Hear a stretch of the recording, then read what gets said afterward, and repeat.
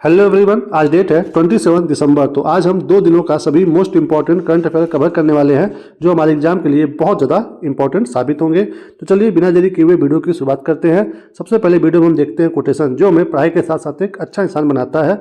तो आज का कोटेशन है, कुछ लोग इतने मासूम होते हैं कि दूसरों की खुशियों में जलकर खुद को राख कर लेते हैं। यानी कि ये उस इंसान की बात कर रहा है जो अपने अंदर ज्वलस रखता है किसी भी आदमी को, किसी भी व्यक्ति को तरक्की करते हुए देख करके। तो आपको ये अंदर अपने नहीं रखना है, आपको अपने आप को बिल्कुल किसी से कंपेयर नहीं करना है, अपने आप को बिल्कुल रियलिटी में रखना है, यानी कि बी रियल। आपको रियल में जीना है, अपने आप को आप यूनिक बनाइए, अच्छा बनाइए, बट किसी से भी कंपेयर मत करिए। जब आप कंपेयर करेंगे तो आप हमेशा किसी न किसी से छोटे अपने आप को महसूस करेंगे। तो ये जो कंपेयर की भावना होती है और दूसरे के जो खुशियों को देख करके जो जलने की भावना होती है, ये आपको कभी भी आगे बढ़ने नहीं देगी।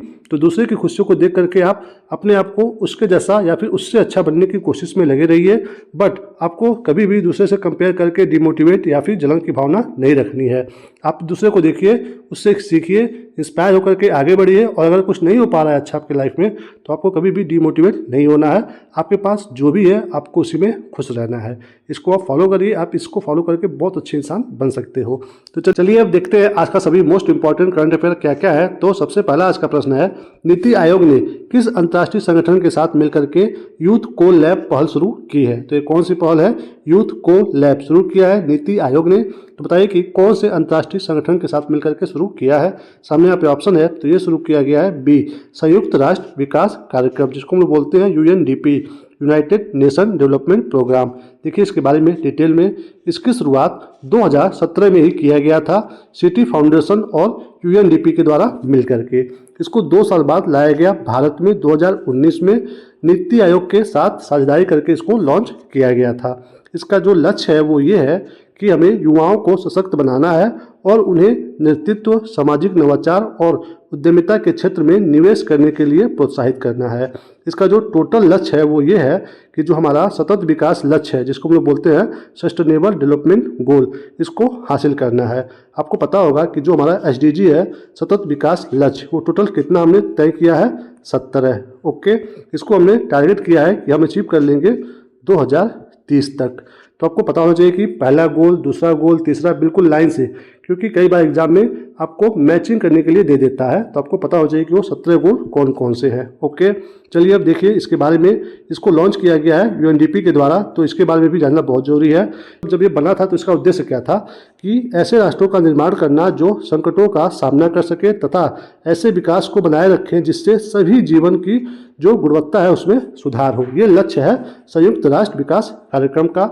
इसका स्थापना हुआ था 22 नवंबर 1965 को। ये इसका इस्टेब्लिश डेट है। इसका जो हेडक्वार्टर है वो है न्यूयॉर्क में, यानी कि यूनाइटेड स्टेट ऑफ अमेरिका देश में।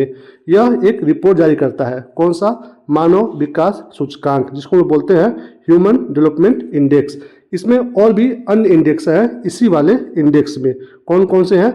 इसी के वो अन्य भाग हैं, तो वो है असमानता समायोजित मानव विकास सूचकांक, लैंगिक विकास सूचकांक, लैंगिक असमानता सूचकांक और बहुआयामी गरीबी सूचकांक।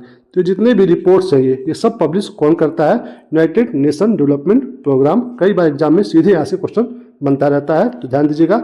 स्थापना हुआ था 1965 में, हेडक्वार्टर है न्यूयॉर्क में। बात हो रहा है यूएनडीपी का, तो बिल्कुल इसी के जैसा हूबहू एक और है यूनाइटेड नेशन एनवायरनमेंट प्रोग्राम। उसके बारे में भी देख लीजिए, क्योंकि यहाँ पे आपको कन्फ्यूजन हो सकता है। तो ये है, यहाँ पे देखिए, तो यहाँ पे है पर्यावरण और यहाँ पे क्या है? यहाँ पे है डेवलपमेंट, यानी कि विकास। दोनों में यही अंतर है। तो ये जो यूनाइटेड नेशन एनवायरनमेंट प्रोग्राम है, इसका जो लक्ष्य है वो ये है कि विश्व में जो भी पर्यावरणीय लक्ष्य है उनको प्राप्त करना है। इसका गठन हुआ था 5 जून 1972 में और इसका हेडक्वार्टर है नैरोबी में, यानी कि केन्या देश में। तो ये बहुत ही बेसिक सा अंतर आपको पता होना चाहिए। ये यहाँ पे जब इंडिया में आया है तो इंडिया में नीति आयोग के द्वारा शुरू किया गया है। तो देखिए नीति आयोग के भी बारे में, क्योंकि यहाँ से भी एग्जाम में बार बार क्वेश्चन आता रहता है। तो जो नीति आयोग है, इसका सबसे इंपॉर्टेंट आपको फुल फॉर्म पता होना चाहिए। इसका जो फुल फॉर्म है वो है national institution for transforming India. कई बार सीधे यही फुल फॉर्म एग्जाम में पूछ देता है। इसका गठन हुआ था 1 जनवरी 2015 को। इस संस्था ने 1950 में स्थापित होने वाले योजना आयोग का स्थान लिया है। ओके, तो ये योजना आयोग की जगह पे लाया गया है जो 1950 में बना था। इसका उद्देश्य क्या है? नीति आयोग का सभी राज्यों को एक साथ मिल करके राष्ट्रीय हित में कार्य करने के लिए एक साझा मंच प्रदान करना। ये बेसिकली स्टेट और सेंटर के बीच में जो भी काम होने वाला होता है उसमें ये मदद करता है नीति आयोग। और ये जो नीति आयोग होता है उसके अध्यक्ष कौन होते हैं? तो उसके अध्यक्ष होते हैं प्रधानमंत्री, यानी कि हमारे देश में जो भी पीएम चुने जाते हैं वो ऑटोमेटिक नीति आयोग के क्या बन जाते हैं? अध्यक्ष बन जाते हैं। चलिए अब चलते हैं अगले प्रश्न पे। अगला क्या है? हाल ही में राष्ट्रीय मानवाधिकार आयोग के 9वें अध्यक्ष के रूप में किसे नियुक्त किया गया है? तो किसकी बात हो रही है? राष्ट्रीय मानवाधिकार आयोग की। तो बताइए कि इसके हाल ही में 9वें नंबर के जो अध्यक्ष बने हैं वो कौन बने हैं? सामने यहाँ पे ऑप्शन है, तो ये बने हैं ए वी राम सुब्रमण्यम, ये बने हैं मानवाधिकार के 9वें अध्यक्ष। देखिए इसके बारे में डिटेल में। तो ये रहा इनका फोटो। सर्वोच्च न्यायालय के पूर्व न्यायाधीश, क्या नाम है? वी राम सुब्रमण्यम को राष्ट्रीय मानवाधिकार आयोग के 9वें अध्यक्ष के रूप में कितने साल के लिए? 3 साल के लिए नियुक्त किया गया है, जो कि दिसंबर 2027 में समाप्त होगा। इन्होंने किसका स्थान लिया है? न्यायमूर्ति अरुण मिश्रा जी का। और ये जो नियुक्ति होती है वो किस अधिनियम के अंतर्गत होती है? मानवाधिकार संरक्षण अधिनियम 1993। चलिए अब देखिए इसके बारे में। संयुक्त राष्ट्र मानव अधिकार आयोग, ये बात हो रहा है विश्व लेवल का। ओके, इसका जो बनाने का मकसद था वो ये था कि अंतर्राष्ट्रीय कानून ढांचा को बनाए रखना, जिससे मौलिक अधिकार यानी कि जो एक इंसान का मूल अधिकार होता है उसको बनाए रखना, साथ ही साथ आज़ादी की रक्षा करना। अगर आप बात करो जितने भी वैल्यूज़ हैं हर इंसान के लाइफ में, अगर आप मेरी बात करो तो पर्सनली मैं वैल्यू देता हूँ इसी को। किसको? मानवाधिकार को। क्योंकि अगर आप किसी भी इंसान को देखोगे, अगर आप अमीर गरीब पुरुष महिला या फिर कोई भी छोटा बड़ा जात कुछ भी देखो, अगर आप अपने अंदर मानव का भावना रखोगे तो फिर आप कभी भी किसी से भेदभाव नहीं करोगे। तो ये हर वैल्यू हर भावना से ऊंचा होता है मानव, जो मानवता के भावना रखता है। तो अगर आपको कोई भी वैल्यू फॉलो करना है तो मैं तो कहूँगा कि आप अपने अंदर मानवता का जो वैल्यू है वो फॉलो करिए। फिर आप हर इंसान से, हर जेंडर से, हर लेवल के लोगों से बिल्कुल इक्वल तरीके से ट्रीट करोगे। तो इसको आप फॉलो करिएगा। उसी को बनाने के लिए, इसी विचारधारा को मेंटेन बनाने के लिए इसको बनाया गया था 1946 में, और इसे 10 दिसंबर 1948 को संयुक्त राष्ट्र के द्वारा अपनाया गया था। और यही वजह है कि 10 दिसंबर को कौन सा दिवस मनाया जाता है? मानवाधिकार दिवस। बार बार एग्जाम में पूछता है कि मानवाधिकार दिवस कब मनाया जाता है? तो 10 दिसंबर को, क्योंकि इसी दिन संयुक्त राष्ट्र ने इसको अपनाया था। संयुक्त राष्ट्र मानवाधिकार आयोग की जगह साल 2006 में क्या लाया गया? संयुक्त राष्ट्र मानवाधिकार परिषद, यानी कि आयोग की जगह पे अब परिषद बनाया गया 2006 में। आपको ध्यान देना है कि आपके एग्जाम में पूछ क्या रहा है। अगर मानवाधिकार आयोग पूछे तो 1946, और यदि ये पूछे कि मानवाधिकार परिषद कब बना है तो ये 2006 में बना है। बेसिक सा ये अंतर है। और इसका जो मुख्यालय है, हेडक्वार्टर है, वो कहाँ पे है? तो वो है जिनेवा में, स्विट्जरलैंड देश में है। ये बात हो रहा था किसका? संयुक्त लेवल, यानी कि पूरे विश्व की बात हो रही थी। अब अगर बात करें भारत में ऐसी कोई संस्था है क्या? तो यस, भारत में भी है। उसका नाम है राष्ट्रीय मानवाधिकार आयोग, भारत के लिए। ओके, इसका जो स्थापना हुआ था कौन से अधिनियम के तहत हुआ था?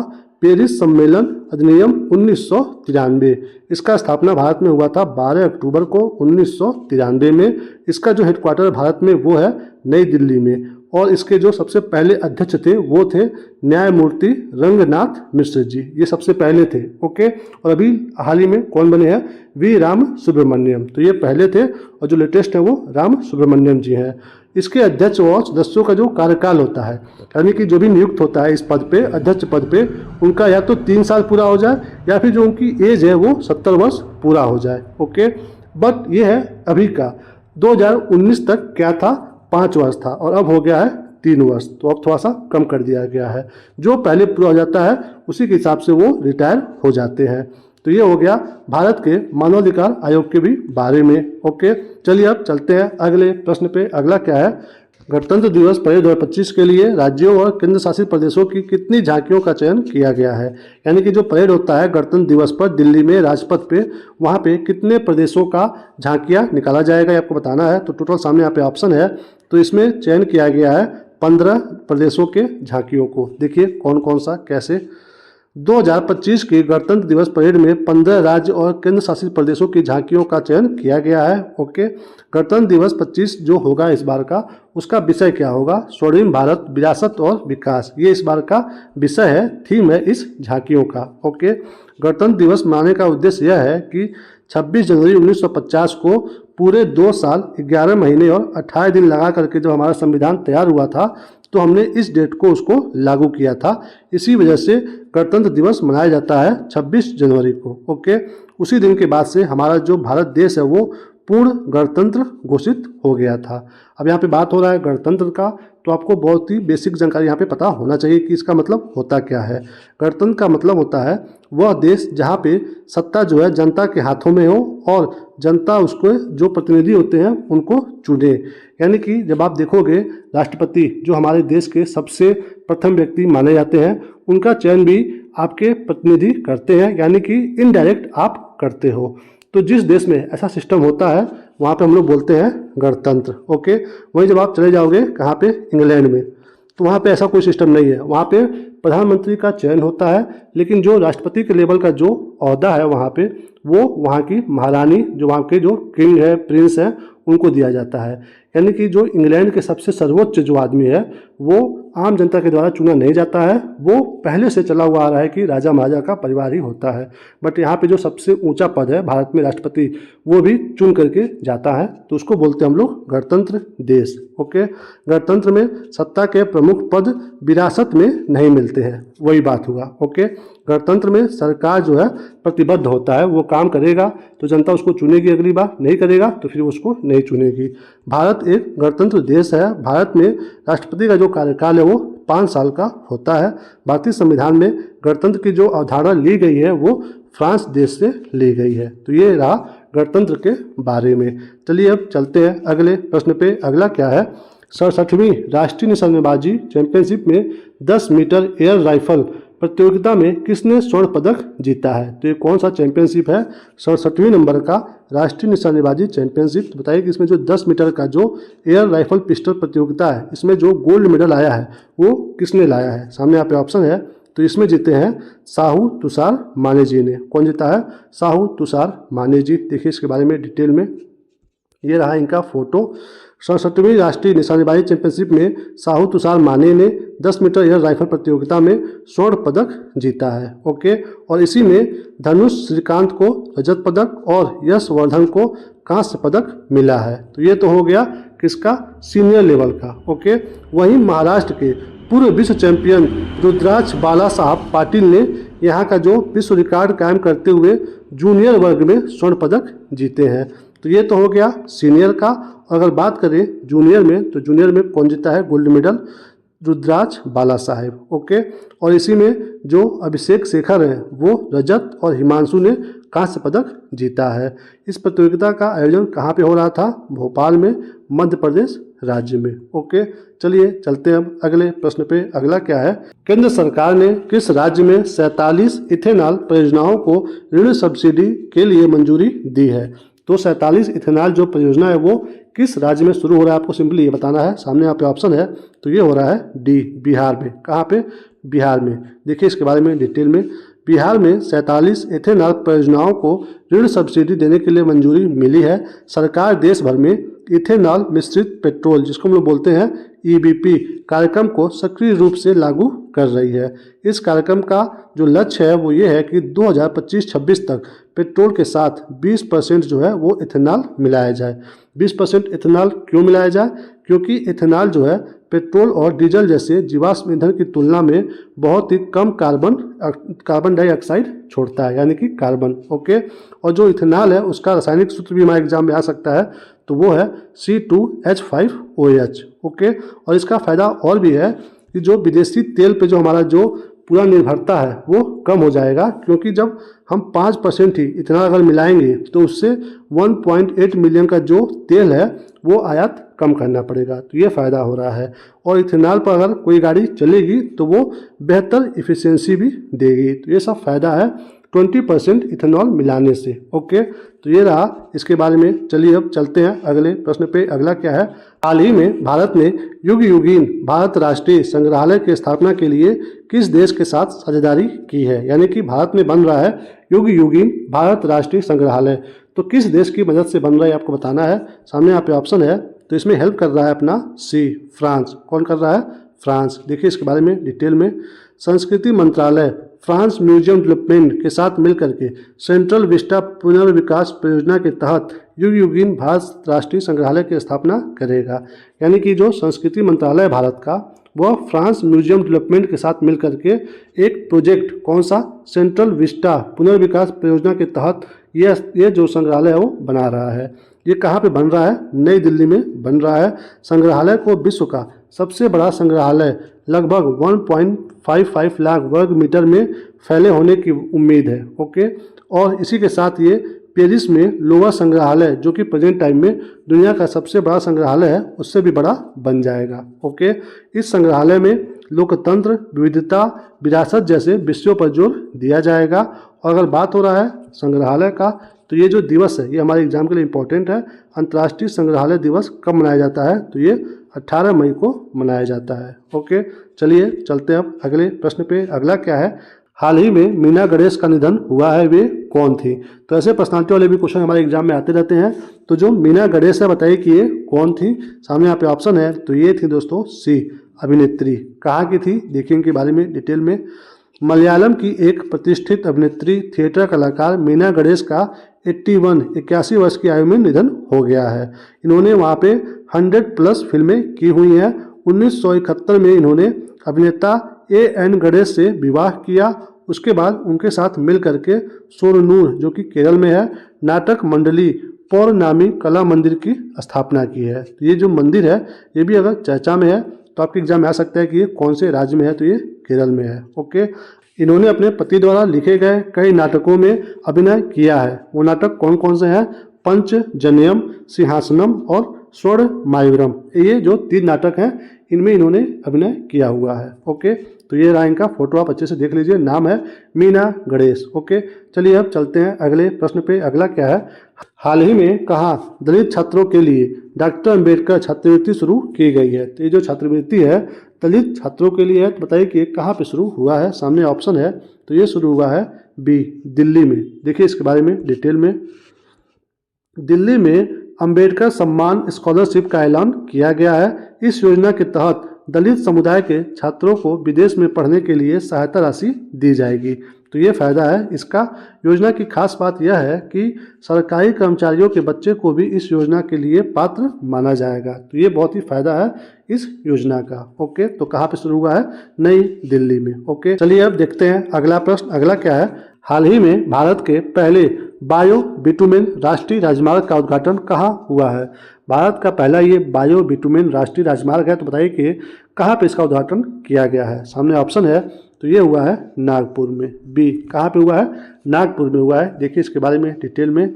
केंद्रीय सड़क परिवहन और राजमार्ग मंत्री नितिन गडकरी ने नागपुर यानी कि महाराष्ट्र में जो मानसर एरिया है वहाँ पे NH-44 पर भारत के पहले बायो बिटुमेन आधारित राष्ट्रीय राजमार्ग का उद्घाटन किया है। तो कहाँ पे हुआ है, महाराष्ट्र में, नागपुर में। ओके, नागपुर मानसर राष्ट्रीय राजमार्ग परियोजना के 1 किलोमीटर के हिस्से में डामर में 15% बायो बिटुमेन मिलाकर के ये बनाया गया है। यहाँ पे देखिए यहाँ फोटो में। ओके, पुणे स्थित बायोटेक कंपनी प्रांज इंडस्ट्रीज और सेंट्रल रोड रिसर्च इंस्टीट्यूट ने मिलकर के इस सड़क का निर्माण किया है।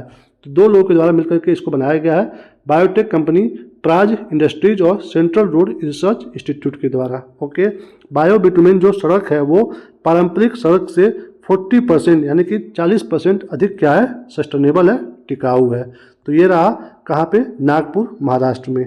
चलिए अब चलते हैं अगले प्रश्न पे। अगला क्या है, जीवाश्म ईंधन पर निर्भरता को कम करने के उद्देश्य से किस राज्य ने 4 मेगावाट क्षमता के 66 सौर ऊर्जा संयंत्र स्थापित करने का फैसला किया है। तो आपको सिंपल ये बताना है कि किस राज्य में 4 मेगावाट क्षमता के 66 सौर ऊर्जा संयंत्र स्थापित होंगे। ओके, तो सामने ऑप्शन है, तो ये होने वाला है बी, पंजाब में। कहाँ पे, पंजाब राज्य में। देखिए इसके बारे में डिटेल में। पंजाब सरकार ने 66 सौर ऊर्जा संयंत्र स्थापित करने का प्लान किया है, जिनमें से प्रत्येक की जो क्षमता होगी वो कितनी होगी, 4 मेगावाट, यानी कि 66 गुणे 4 कितना होगा, 264 मेगावाट क्षमता। तो टोटल ये होगा। ओके, इसका उद्देश्य क्या है, क्यों वहाँ पे किया जा रहा है, राज्य को स्वच्छ ऊर्जा उत्पादन में श्रेष्ठ राज्य बनाना है, साथ ही साथ जीवाश्म ईंधन पर निर्भरता को कम करना है। तो ये रहा इसका लक्ष्य। जीवाश्म जो ईंधन है इस पर निर्भरता कम करने के लिए भारत सरकार का भी एक लक्ष्य है कि हमें 2030 तक जो भी गैर जीवाश्म ईंधन है उसमें से जो 50% जो हम विद्युत बनाते हैं उसमें कटौती लाएंगे। ओके, यानी कि जो भी गैर जीवाश्म ईंधन से अगर मान लीजिए 100% हम बिजली बनाते हैं तो हमें कोशिश करना है कि 2030 तक अब हम सिर्फ 50% ही बनाएं। ओके, बाकी जो 50% है वो सौर ऊर्जा से ले लें, पवन ऊर्जा से ले लें, बाकी इन सब चीज़ों से ले लें। ओके, तो ये लक्ष्य है भारत का 2030 तक। चलिए चलते हैं अगले प्रश्न पे। अगला क्या है, रग्बी इंडिया ने वर्ष 2025 से कितनी फ्रेंचाइजी आधारित टीमों के साथ रग्बी प्रीमियर लीग शुरू करने की घोषणा की है। तो ये आपको सिंपल ये बताना है कि जो 2025 में शुरू होगा रग्बी प्रीमियर लीग, उसमें कितनी टीमें खेलने वाली हैं। ओके, सामने यहाँ पे ऑप्शन है, तो इसमें पार्टिसिपेट करेंगी टोटल 6 टीमें। ओके, देखिए यहाँ पे डिटेल में इसके बारे में। रग्बी इंडिया ने साल 2025 से शुरू होने वाली रग्बी प्रीमियर लीग के लिए 6 फ्रेंचाइजी आधारित टीमों की घोषणा की है। ओके, यह लीग दुनिया की पहली फ्रेंचाइजी आधारित रग्बी लीग होगी। ओके, इसका उद्देश्य क्या है, भारतीय प्रतिभाओं को दुनिया के टॉप खिलाड़ियों के और कोचों के सामने लाना है। जैसे आईपीएल होता है भारत में, बाकी विदेशों के जो खिलाड़ी हैं वो आकर के पार्टिसिपेट करते हैं भारत में आईपीएल में, वैसे ही ये होने वाला है। रग्बी इंडिया ने इस लीग के लिए किसके साथ साझेदारी किया है, तो वो है जीएमआर स्पोर्ट, और वो भी 10 सालों के लिए। जैसे भारत में अब आईपीएल होता है तो उसमें कभी वीवो कभी टाटा ये स्पॉन्सर करते हैं, तो वैसे ही इसको करेगा जीएमआर स्पोर्ट। ओके, बात हो रहा है रग्बी का, तो इसके बारे में डिटेल में देख लीजिए कि भारत रग्बी फुटबॉल संघ कब बना था, मुख्यालय कहाँ पे है। ओके, तो ये जो भारत रग्बी फुटबॉल संघ है ये बना था 1995 में, हेडक्वार्टर है मुंबई में यानी कि महाराष्ट्र में। और अगर बात करें रग्बी इंडिया की तो इसका स्थापना हुआ था 1998 में। तो बेसिक सा अंतर है, अगर संघ के बारे में पूछे तो 1995 में, और सिर्फ रग्बी इंडिया का पूछे तो 1998 में। ओके, प्रेजेंट टाइम में इसके अध्यक्ष कौन है, तो वो हैं राहुल बोस जी, और उपाध्यक्ष हैं सान्या मेहता, और ये इसका लोगो। ओके, चलिए चलते हैं अब अगले प्रश्न पे। अगला क्या है, बाल्ड ईगल को आधिकारिक तौर पर किस देश का राष्ट्रीय पक्षी बनाया गया है।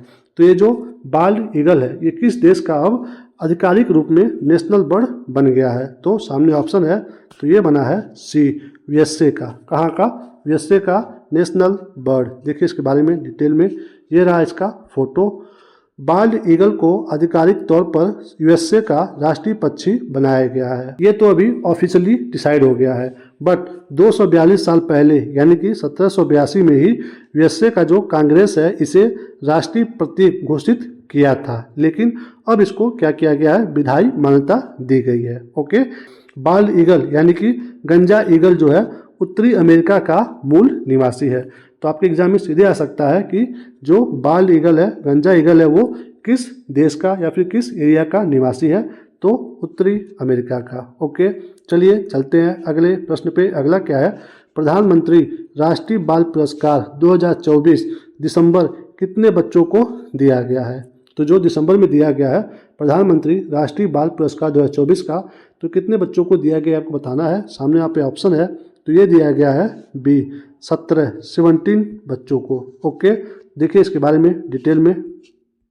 राष्ट्रपति द्रौपदी मुर्मू ने राष्ट्रपति भवन में 17 बच्चों को प्रधानमंत्री राष्ट्रीय बाल पुरस्कार से सम्मानित किया है। ओके, और इन बच्चों को 7 श्रेणियों में असाधारण उपलब्धियों के लिए यह पुरस्कार दिया जा रहा है। तो आपको ये भी ध्यान देना है कि इसमें 7 श्रेणियां होती हैं। ओके, बाल विजेताओं में से किसी ने अपनी कला और संस्कृति के क्षेत्र में कीर्तिमान स्थापित किया है, तो किसी ने अपनी बहादुरी से कई जिंदगियों को बचाया है। तो ये वजह है कि इनको ये पुरस्कार दिया जाता है। और इस वर्ष 14 राज्यों या केंद्र शासित प्रदेशों के 17 बच्चों का चयन हुआ है। ओके, तो कितने हुए हैं? 17 बच्चों के चयन हुए हैं। यहाँ पे बात हो रहा है राष्ट्रीय बाल पुरस्कार का, तो इसके बारे में भी देख लीजिए। प्रधानमंत्री राष्ट्रीय बाल जो पुरस्कार है ये शुरू हुआ था केंद्र सरकार के द्वारा 1996 में। ओके, ये किसके द्वारा दिया जाता है? ये महिला एवं बाल विकास मंत्रालय के द्वारा अलग अलग क्षेत्रों में असाधारण उपलब्धि हासिल करने वाले बच्चे को दिया जाता है। तो ये मंत्रालय भी इम्पोर्टेंट है, एग्जाम में सीधे पूछ सकता है कि ये पुरस्कार कौन सा मंत्रालय देता है। ओके, यह पुरस्कार बच्चों को 7 श्रेणियों में दिया जाता है। कौन कौन सा? कला और संस्कृति, बहादुरी, इनोवेशन, शैक्षणिक, पर्यावरण, सामाजिक सेवा और खेल। बट इसमें जो ये बहादुरी है ये अभी हाल ही में 2018 में शामिल किया गया है। तो आपके एग्जाम में ये भी पूछ सकता है कि कितने श्रेणी है, या फिर पूछ सकता है कि अभी हाल ही में सबसे नवीनतम कौन सी श्रेणी ऐड हुई है, तो वो बहादुरी। ये रहा किसके बारे में? राष्ट्रीय बाल पुरस्कार के बारे में। वीडियो अगर पसंद आ रहा हो तो प्लीज़ वीडियो को एक लाइक कर दीजिए, चैनल पर नए हो तो प्लीज़ चैनल को सब्सक्राइब भी कर लीजिए। ओके, चलिए अब चलते हैं अगले प्रश्न पे। अगला क्या है? हाल ही में Ken Betwa river link project का शिलान्यास किसने किया है? तो कौन सा प्रोजेक्ट है ये? Ken Betwa river link project. बताइए कि किसके द्वारा किया गया है? सामने ऑप्शन है, तो ये हुआ है ए, नरेंद्र मोदी जी के द्वारा, जो हमारे पीएम है, इनके द्वारा ये शिलान्यास किया गया है। देखिए इसके बारे में डिटेल में। प्रधानमंत्री नरेंद्र मोदी ने देश की पहली नदी जोड़ो परियोजना का शिलान्यास किया है। तो ये देश का पहला नदी जोड़ो परियोजना है, इसलिए भी इम्पोर्टेंट है। बेतवा और किन नदी को जोड़ा जा रहा है? इस योजना से किसको किसको फायदा होगा? मध्य प्रदेश को और उत्तर प्रदेश को। खास करके पेयजल की समस्या दूर हो जाएगी, साथ ही साथ सिंचाई के लिए जल उपलब्ध हो जाएगा। इस परियोजना के तहत पन्ना टाइगर रिजर्व में केन नदी पर 77 मीटर ऊंचाई और 2.13 किलोमीटर लंबाई का बांध बनाया जा रहा है। उस बांध का क्या नाम है? दौधन बांध। तो आपको ध्यान देना है, एग्जाम में सीधे पूछ सकता है कि दौधन बांध जो है वो किस नदी पे बनाया जा रहा है? तो ये बनाया जा रहा है केन नदी पे। तो इन दोनों नदी के बारे में भी देख लीजिए। ये जो केन नदी है ये कहाँ से निकल रही है? कैमूर पर्वत से। ओके, और ये मध्य प्रदेश से निकल करके उत्तर प्रदेश में बांदा की जगह पे यमुना नदी में मिल जाती है। यानी कि यूपी के जो बांदा जिला है वहाँ पे ये यमुना से मिल जाती है। केन नदी निकलती है कैमूर पर्वतमाला से, यानी कि ये यमुना की सहायक नदी है। अगर बात करें बेतवा का, तो ये बुंदेलखंड की गंगा इसको कहा जाता है। तो ये भी आपके एग्जाम में सीधे आ सकता है कि बुंदेलखंड की गंगा किस नदी को बोलते हैं? तो बेतवा नदी को बोलते हैं। और ये निकलता है विंध्याचल पर्वत से, और ये यूपी में जो हमीरपुर है वहाँ पे जाकर के यमुना से मिल जाता है। यानी कि दोनों जो नदी है ये सहायक नदी है यमुना का, निकलती है अलग अलग जगहों से। यहाँ पे आप फोटो में भी जूम करके देख सकते हो। तो ये हो गया केन और बेतवा नदी के बारे में। चलिए अब चलते हैं अगले प्रश्न पे। अगला क्या है? अमिताभ चटर्जी को हाल ही में किस बैंक का नया प्रबंध निदेशक नियुक्त किया गया है? तो क्या नाम है? अमिताभ चटर्जी। तो बताइए कि ये किस बैंक के नए निदेशक बने हैं? सामने यहाँ पे ऑप्शन है, तो ये बने हैं सी, जम्मू और कश्मीर बैंक के। ओके, देखिए इसके बारे में डिटेल में। आरबीआई ने अमिताभ चटर्जी को जम्मू कश्मीर बैंक का नया एमडी और सीईओ नियुक्त किया है। तो किसने किया है? आरबीआई ने। चटर्जी जो 30 दिसंबर 2024 से नई भूमिका संभालेंगे वो 3 साल के लिए नियुक्त किए गए हैं। ओके, तो ये कार्यकाल 3 साल के लिए है। और ये जो नियुक्ति हुआ है आरबीआई ने किया, ये किसके तहत किया है? बैंकिंग विनियमन अधिनियम 1949 की धारा 35B के तहत। ओके, तो ये जो अधिनियम है भी इंपॉर्टेंट है, एग्जाम में सीधे आ सकता है। यहाँ पे ईयर आपको चेंज कर देगा। ओके, और जो इनका नियुक्ति हुआ है ये श्री बलदेव प्रकाश जी के स्थान पे हुआ है। बात हो रहा है जम्मू कश्मीर बैंक का, तो इसके बारे में भी डिटेल में देख लीजिए। जम्मू कश्मीर जो बैंक है ये एक तरह का निजी क्षेत्र का बैंक है। ओके, प्राइवेट बैंक है। इसका जो हेडक्वार्टर है वो है श्रीनगर में, जम्मू कश्मीर में। इसको सबसे पहली बार स्थापना किया गया था 1 अक्टूबर 1938 में। उस समय जो वहाँ के राजा थे महाराजा हरि सिंह, इनके द्वारा इसका स्थापना किया गया था। तो ये रहा इनका फोटो महाराजा हरि सिंह जी का, और ये रहा इसका हेडक्वार्टर कहाँ पे है? जम्मू कश्मीर में है। स्थापना हुआ था 1 अक्टूबर 1938 में। चलिए चलते हैं अब अगले प्रश्न पे। अगला क्या है? एशियन यूथ और जूनियर वेट लिफ्टिंग चैंपियनशिप में मार्टिना देवी मैबाम ने कौन सा पदक जीता है? तो किसकी बात हो रही है? एशियन यूथ और जूनियर वेट लिफ्टिंग में मार्टिना देवी ने कौन सा पदक जीता, ये आपको बताना है। सामने ऑप्शन है, तो ये जीती हैं रजत पदक बी। ओके, देखिए इनके बारे में डिटेल में। भारत की 18 वर्षीय भारोत्तोलक मार्टिना देवी ने एशियन यूथ और जूनियर वेटलिफ्टिंग चैंपियनशिप में रजत पदक जीता है। ओके, ये हुआ कहाँ पे था? इसका आयोजन हुआ था दोहा कतर में। ओके, और अगर बात करें इस चैंपियनशिप में भारत ने कितना पदक कौन कौन सा जीता है, तो इसमें आया है टोटल भारत का 33 पदक, जिसमें से 7 स्वर्ण है, 16 रजत है और 10 कांस्य पदक है। ओके, और इसमें जो सबसे अच्छा प्रदर्शन हुआ है वो किया गया है उत्तर प्रदेश की ज्योत्सना सबर के द्वारा। इन्होंने 3 स्वर्ण पदक जीता है, जो कि अपने आप में एक एशियाई रिकॉर्ड है। और इन्हीं के साथ साथ कुछ और भी रिकॉर्ड बना है, तो वो ये है कि जो पायल है, इन्होंने क्या किया है यहाँ पे, इन्होंने 2 स्वर्ण और 3 कांस्य पदक जीता है, जो कि अपने आप में भी एक रिकॉर्ड है। और इन्हीं के साथ एक और रिकॉर्ड बना है, संजना ने बनाया है, इन्होंने 5 रजत पदक जीता है। तो ये 3 जो बहुत ही अच्छे रिकॉर्ड बने हैं यहाँ पे बने हैं एशियाई युवा जूनियर भारोत्तोलन चैंपियनशिप में, जो कि दोहा कतर में आयोजित हुआ था। ओके, चलिए अब इसी के साथ इस वीडियो को यहीं पे हम समाप्त करते हैं। Thank you for watching. इस वीडियो से आपकी थोड़ी सी भी जानकारी बढ़ी हो, थोड़ी सी भी, तो प्लीज़ चैनल को सब्सक्राइब जरूर करिए, वीडियो को लाइक करिए, शेयर करिए और कमेंट करके बताइए कि आपको हमारा वीडियो कैसा लगा। अच्छा या बुरा जैसा भी लगा हो आप खुल करके बता सकते हो। अपना ख्याल रखिए, मुस्कुराते रहिए। मिलेंगे हम आपको अगले वीडियो में, तब तक के लिए जय हिंद, वंदे मातरम।